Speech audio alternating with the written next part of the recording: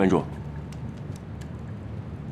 这是属下近来搜集的情报，请您过目。可有关于救治南军的消息？门主，关于救治火红仙子和他后人的事情，我们一直在查，可是没有线索。我想，或许……你想说什么？属下的意思是，世间根本就没有能够化解渡劫所受之伤的办法。依我看，神王所说的也未必都是真的。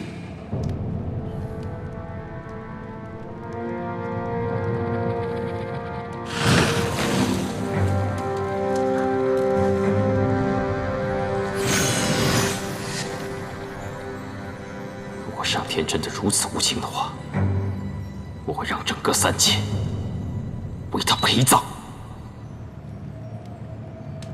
门主莫急，水也是担心门主，才这样说的。神王不是再三承诺，确有秘法可以救醒南军。三界虽大，但只要这秘法和后人存在，必定能被我们找到。哼，神王说的话可不能全信。门主的意思是怀疑神王？若非是因为南军我们早已离开，我也不会为神王效力了。如今为了救治南军，我才不得不受制于人，听从神王的命令。不提也罢。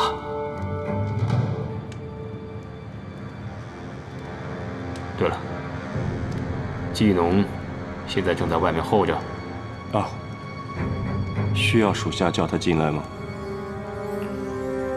先不必了，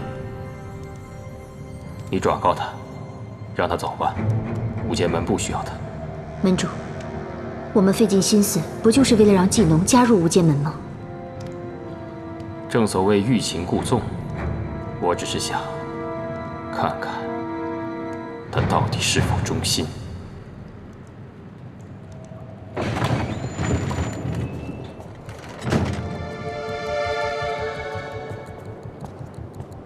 门主有令，让你速速离开。这一定有什么误会。我与门主有过一面之缘，是在论道馆，是他让我来的。他一定是忘记了。麻烦你再去帮我转告一次。我们只是传达门主的命令，你也不要为难我们。何况门主不想见你，你要是强行闯入，只怕你的小命不保。赶紧走吧，我也是为了你好。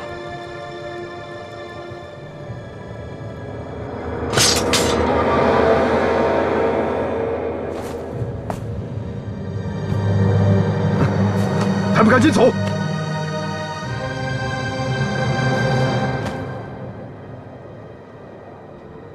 你这是做什么？麻烦你去转告门主，我入无间门有决心，我会让他看到我的诚意的。我就是个看门的，你就别为难我了。门主要是来了，不巧，我已经来了。门主，的确，我请你来过无间门，你想都没想就拒绝我了。可如今却跪在我无间门，你走。门主，怪我当时狂妄无知，又被传言所迷惑，请门主接纳我，否则我就在此长跪不起，直到您答应为止。你看起来倒是一片真心，那我送你一份礼物吧。来人！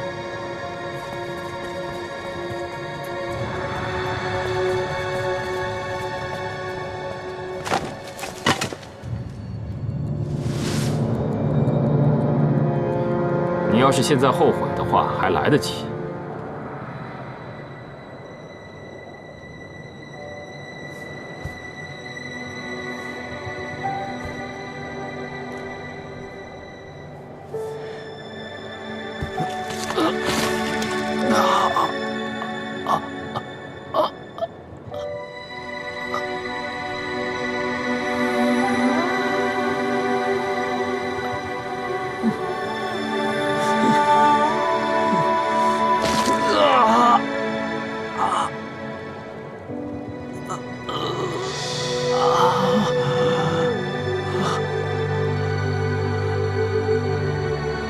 好了，你若是坚持不住了，没人拦你。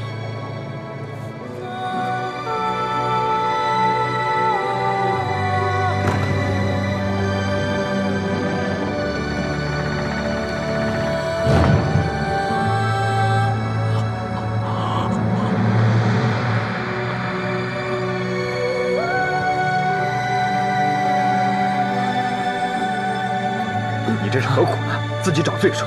你要再不起来，就要成废人了。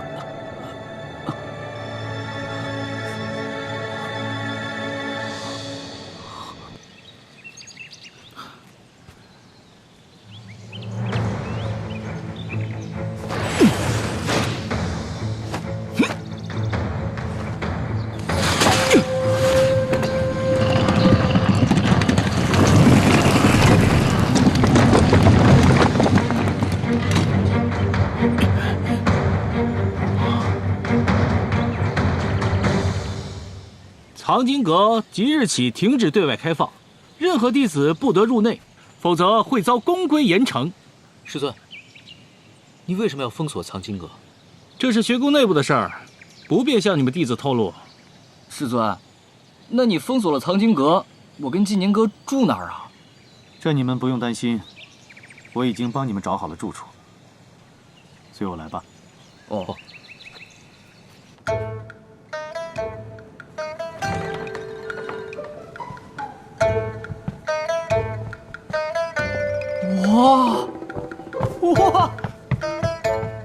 哇！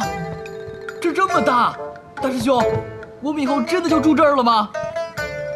早知道你这么聒噪，我就不让你住我隔壁了。这个是你出的钱吗？不然呢？这个费用啊，对我来说虽然不多，可对你来说还真不少。木头，你准备怎么样来报答大师兄啊？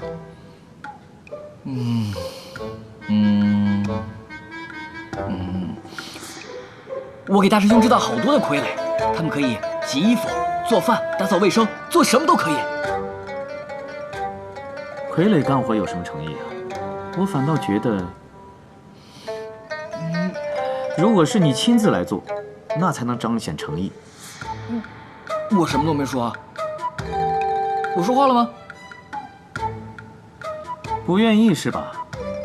咱们学宫后山还有很多山空着，这样吧，我看你还是趁早去占个窝，跟那些小妖兽们好好交流一下。大师兄，你说的那些我全都照做了。好，赶紧去看看你的新窝吧。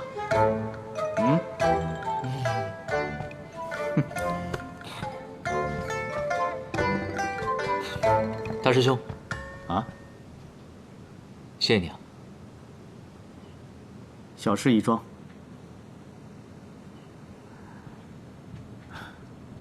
我刚好有些事，想找你好好聊一聊。什么事？余威的性格我最清楚，他既然已经决定的事情，就不会改变。别让他太为难。师兄，现在是他为难我。其实我真的搞不清楚，他到底怎么想的。他有苦衷。如果真的有苦衷，那我就更应该要知道，我要陪他一起去面对，而不是完全置之不理。你们两个果然都是一个性子。我和他的事情，我自己会处理，你不用担心。就这样吧，反正这个事情我也管不了了。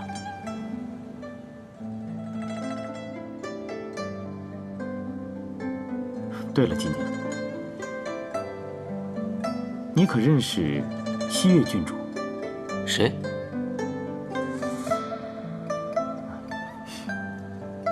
没什么。对了，藏经阁为什么突然间封锁了？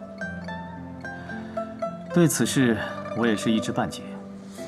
据说是有人闯进了藏经阁禁区，此事被师尊们得知后，决定彻查此事，所以才将藏经阁封锁了。要不然你们哪能住上这么好的弟子房啊？那藏经阁不是一直都开放给所有弟子的吗？原来还有禁区啊！对啊，我也没有听说过藏经阁还有禁区啊。以前是如此的，但今非昔比。这三界的未来可不容乐观呐！一切都是因为神王封印的异动，才封印部分区域。什么区域？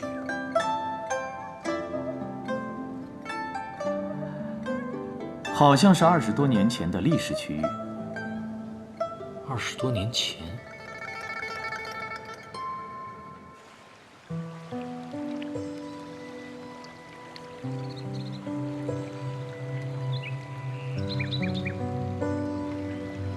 我喝过诸多地方的原叶酿，果然还是郡主这里的最香啊。这是其他氏族孝敬我外公的，当然纯正。非也，非也。这原叶酿虽香，但还是比不上郡主香啊。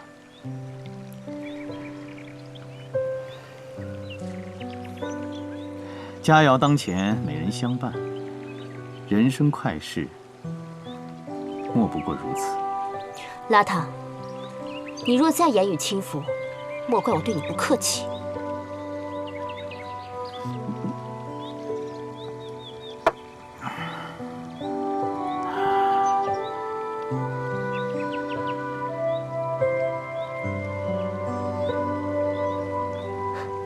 你不喝了？我邋遢虽然好这个原叶酿，却也知道无功不受禄。你今天找我来，又有什么事情要交代？说吧。我听说季宁和余威最近闹了别扭，你可知是为什么？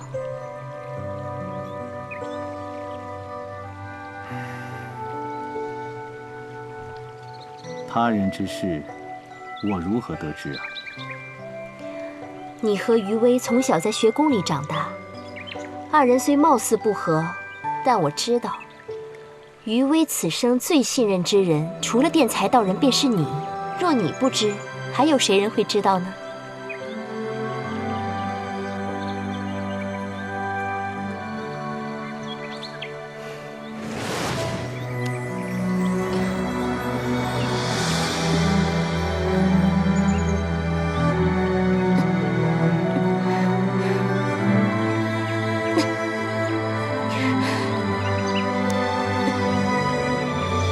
松开！邋遢道人，你真的是越来越没有分寸了。若我将此事告知外公，你以为轻薄郡主之名，黑白学宫能护得了你？哦，那你不妨去说。只是这季宁一事，你不要用季宁威胁我。就算不找你，我也一样可以打探得到。我很久以前就想问你了，你为什么总是打探季宁的事情？这与你无关。我已经厌烦了听你打听其他男人的事情。西岳郡主，如果你还想知道季宁的事，你自己去问吧。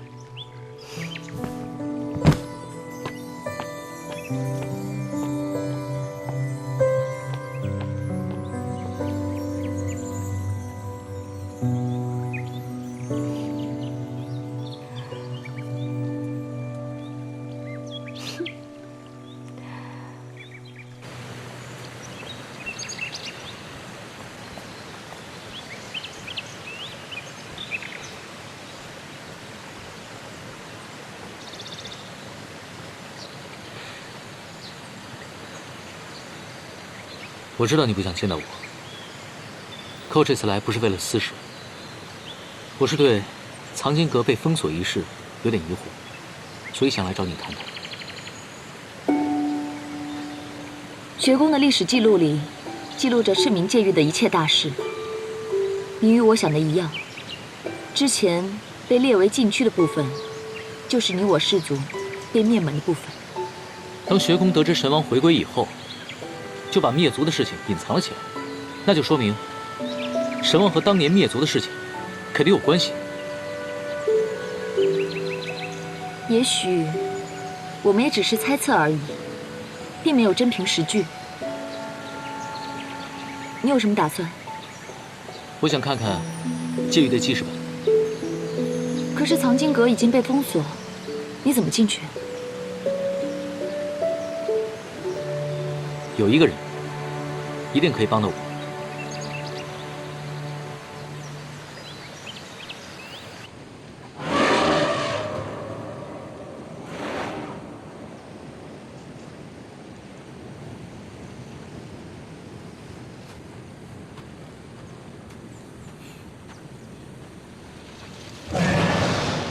大师兄，你来找我是为了藏经阁一事吧？果然什么事情都瞒不过你啊！回去吧，别的也就算了，这件事情我真的帮不了你。大师兄，我真的很想知道真相。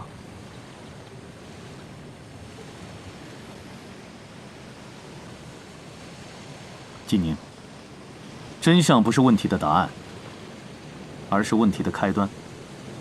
以你目前的能力，得知真相只会给你带来更多的负担和危险。你若真的想知道一切，回去好好修炼，日后自有承担一切的能力。可是大师兄，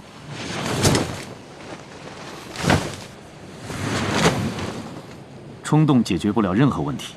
你如果执意，我必不拦你。但你最好想清楚冲动行事的后果。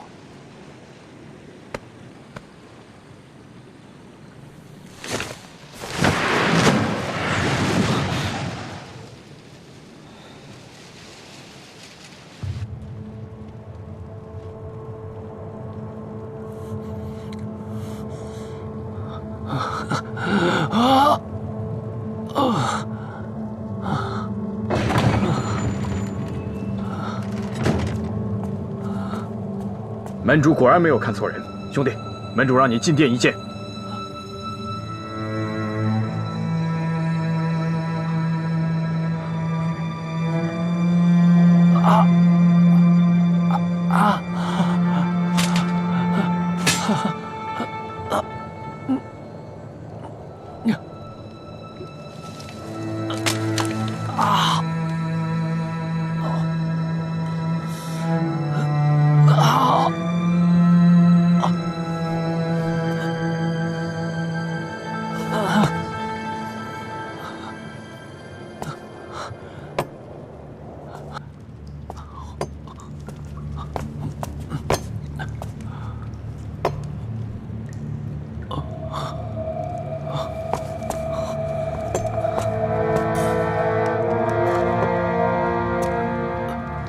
参见门主。不必跪拜我，我无间门从无跪拜之礼。在下不明白，人生来不分高低贵贱，只有后天的强弱之分。我东岐一统无间门1000年，从来都不是以凡夫俗子的东西牵制于人，去束缚属下。何况我无间门向来只有英雄和强者，你又何须向我跪拜讨好？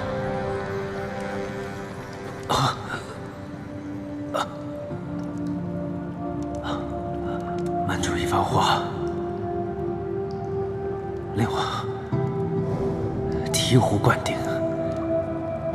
看来我技能终于找到了可以大施拳脚之处。大施拳脚，你首先要证明你的实力。那现在就当做入无间门的考核吧。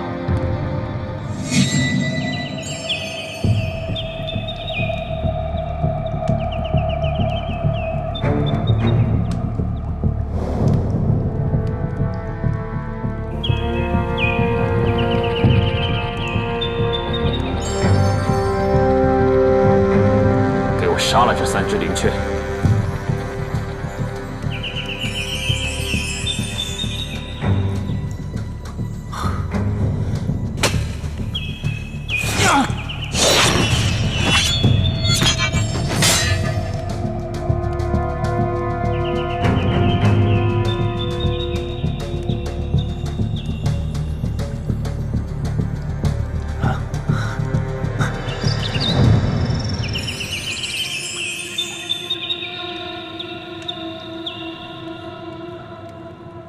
门主，你给的任务我已经完成了。你这是为何？杀3只灵雀何难之有？莫说我一修道之人，即使凡夫俗子，也可以很轻易就做得到。我斗胆猜测，门主定是要试探我能否明辨善恶。杀生自然是恶。哼，不错。季农，仅有修为是不够的，要有超凡的悟性。从此以后，无间门就是你的家。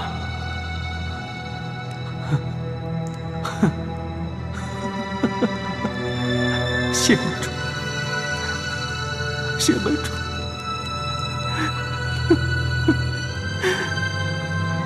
谢谢，谢谢门主，谢谢。本门的门规，最重要的一条就是效忠门主，绝不可以有二心。你能做到吗？啊，是门主。门主放心。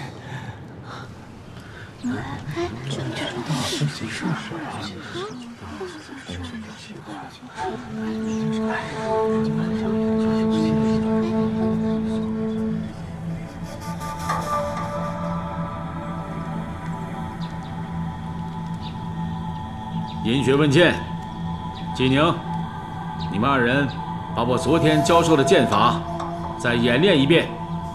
是。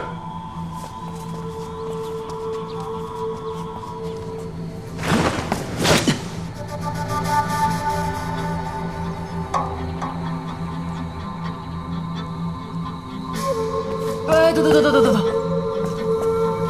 金天哥，教你演练剑法。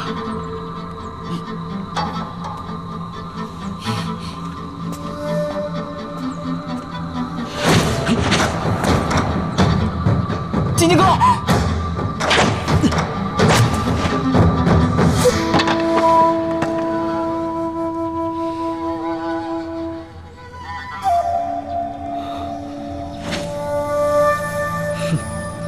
季宁，近来你用心不专，不仅耽误自身，更影响学堂风气。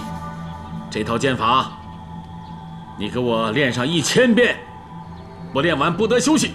1000遍？1000遍？哼！是。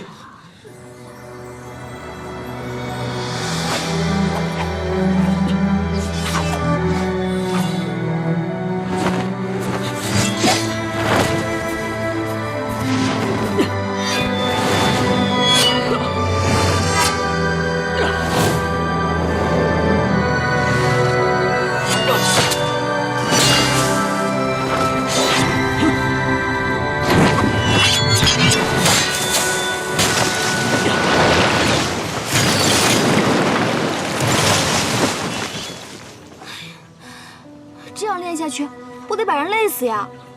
不行，我要找长青师尊说理去。九莲，你别冲动，我觉得他这样挺好的。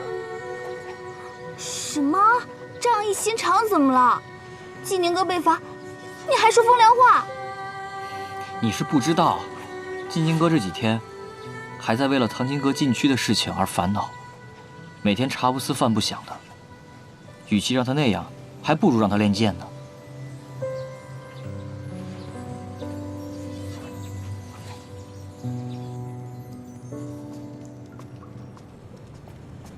季农，以后这里就是你的房间了。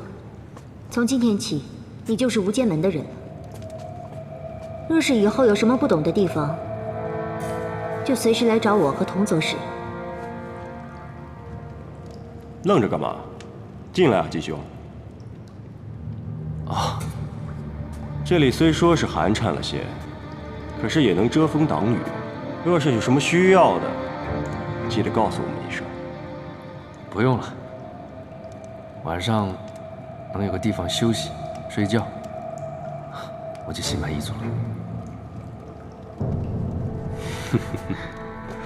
好歹你现在也是无间门的人了，以后若是你愿意乖乖听话，好好守规矩，保你荣华富贵，享用不尽。啊，我这个人呢，从来不奢求什么荣华富贵。不过规矩，我有自己的规矩。童云，我们先走吧，让季农在这好好休息。季兄啊，无论你以前在什么地方守不守规矩，其实都不重要。重要的是，在这无间门，我和水翼的话，便是规矩。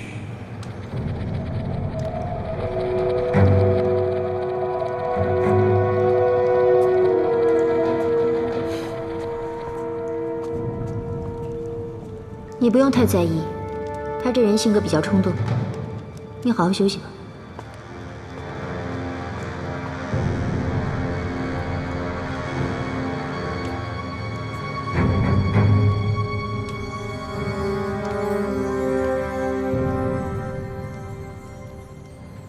我好担心，静宁哥一出事，我的心就揪着。哎呀，九莲，你就别担心了，静宁哥不会有事的。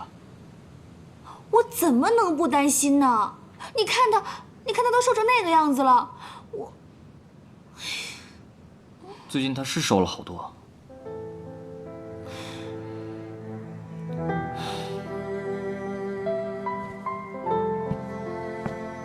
静宁哥，来，静宁哥，不疼，你回来了。九莲给你采了好多的草药，能够帮你缓解疲劳。静宁哥，这是我专门采给你的。谢谢你，九莲。不过以后不用麻烦了，我自己休息一会儿，就可以缓过来了。出了一身的汗，你们继续聊，我去洗把脸。啊，静宁哥，你看他那样子，不行，我一定要想办法帮他。九莲，你可别冲动啊！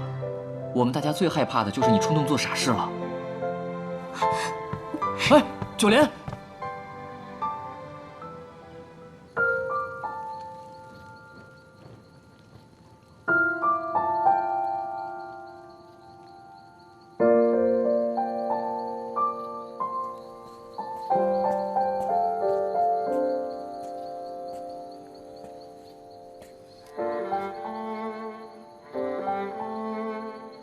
既然担心他，又何须这样忍着，让你们彼此都痛苦呢？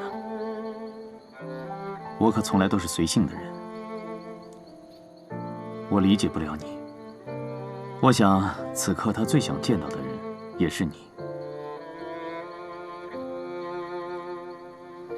你最好还是去看看他吧。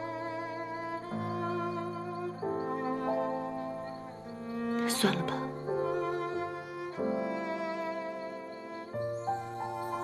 看一眼，又不是山崩地裂，你还是去吧。师兄别劝我了。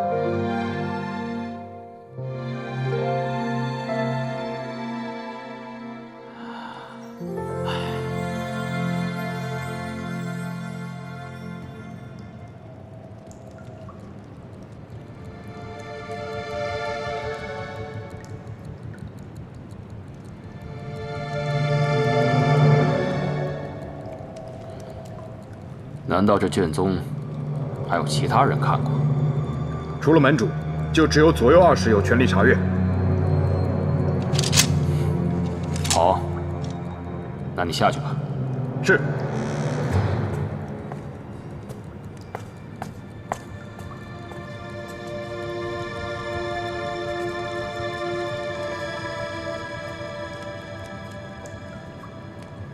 门主，季农，你进无间门也有些时日了。你告诉我，现在无间门在你眼中是什么地方？无间门以贩卖天下情报为主，因此在各地设了论道馆、青楼与茶馆。无间门的人化身成无数的身份潜在民间，为的就是收集情报。可世人都说我们无间门是无恶不作之地，可是无间门从来不滥杀无辜，杀的都是该杀的人。只可惜世人目光短浅，容易听信谣言，危言耸听。久而久之，无间门就被世人误会了、惧怕了，也被正道唾弃。很好，来人！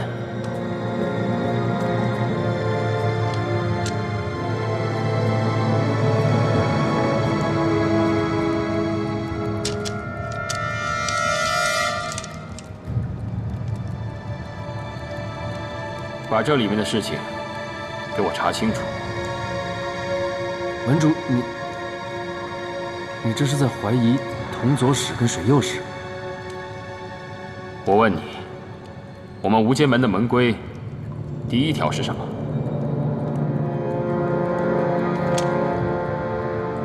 禁止内部私斗。好，那你下去查清楚，不管查到什么，都如实汇报。是，门主。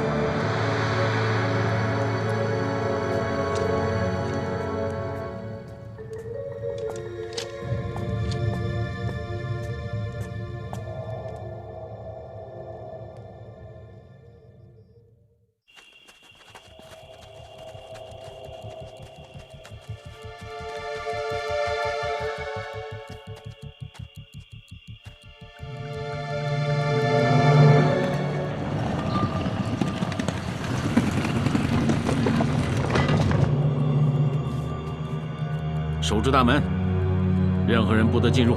是。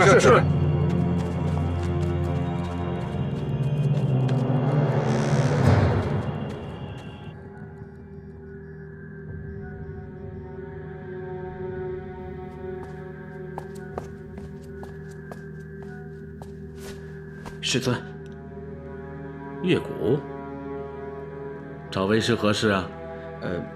启禀师尊。弟子今日练习了一套未曾试过的功法，但修行之后略感身体不适，还请师尊帮忙查看一下。你这个孩子，好，随为师到修炼室去。是。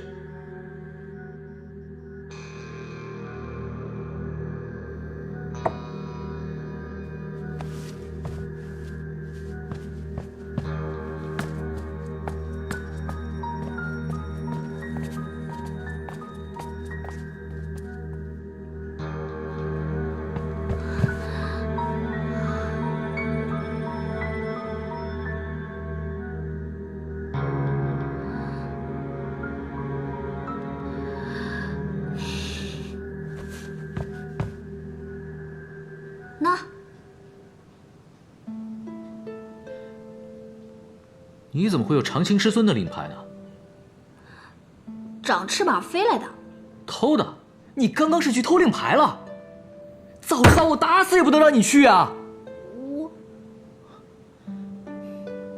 拿来。你要干嘛？拿去还给长青师尊啊！给我。那我不就白偷了？盗取令牌，按照学宫的规矩，是要被逐出宫门的。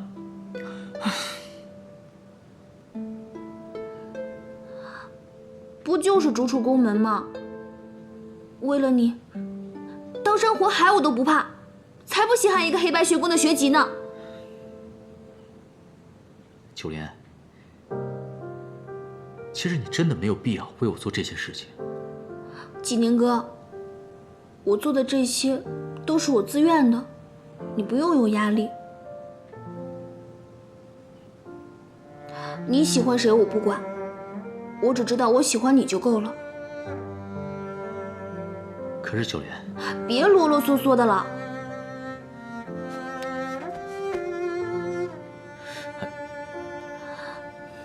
金宁哥，我的眼里没有对错，只有你想做和不想做的事。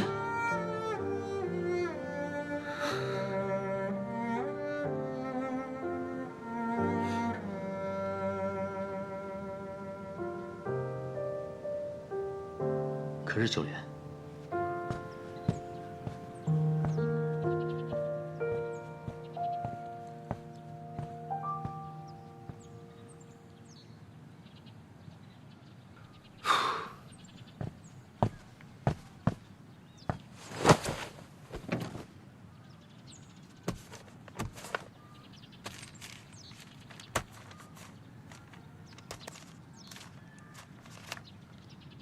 论道馆现在极其萧条，要想想办法才是。季农，季农，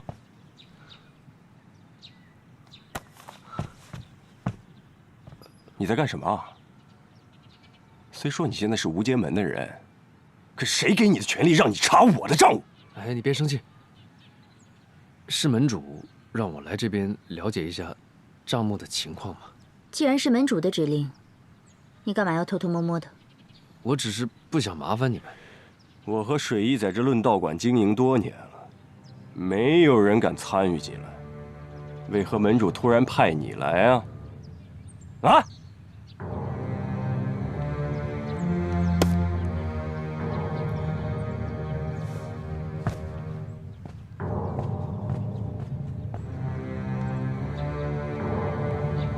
既然门主把账簿交予你，那就是信任你，我也信任你。可是你不要让我们失望啊！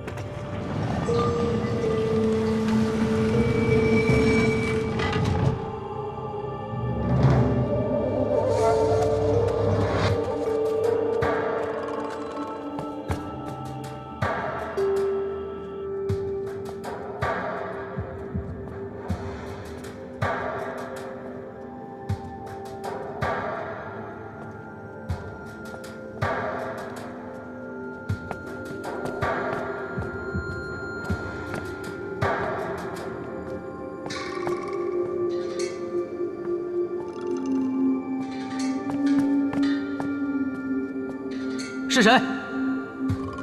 还不出来！快给我出来！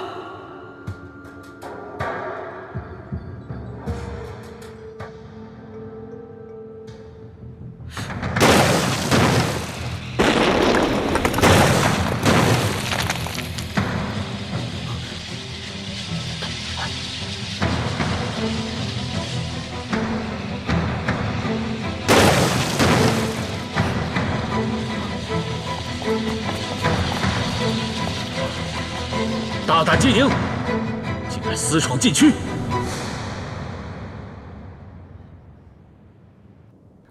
自从学宫建立以来，还从未出现过此类恶性事件。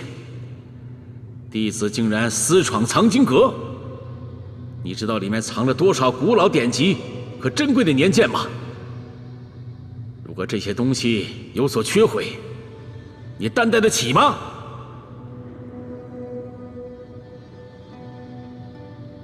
纪宁，我问你，你为何要这样做？各位师尊，我是潜入了藏经阁，但是后面发生的事情，真的是场意外，并非弟子所为。凭你的本事，的确破不了藏经阁的结界，你又使了什么诡计？是我私自盗取了长青师尊的令牌，所以才可以进入藏经阁。非也非也，令牌丢失当日，你刚刚练剑千遍，连走动都很困难，更不用说到我房内盗取令牌了。说，到底是谁帮你盗取的？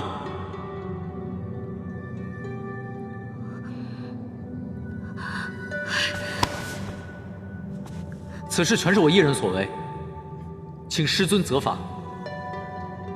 为了纪宁，你就忍着吧，算我求你，好不好？千万别冲动。殿才师兄，这个纪宁可是你的亲传弟子，我若罚他，你恐怕又要包庇护短了吧？此事纪宁的确有错。长兴师弟又是受害者，处罚他理所应当。不过师弟啊，看在纪宁初犯的份上，可不可以从轻处置啊？哼，果然你又在包庇他了。既然你这么说，我也不便为难纪宁了。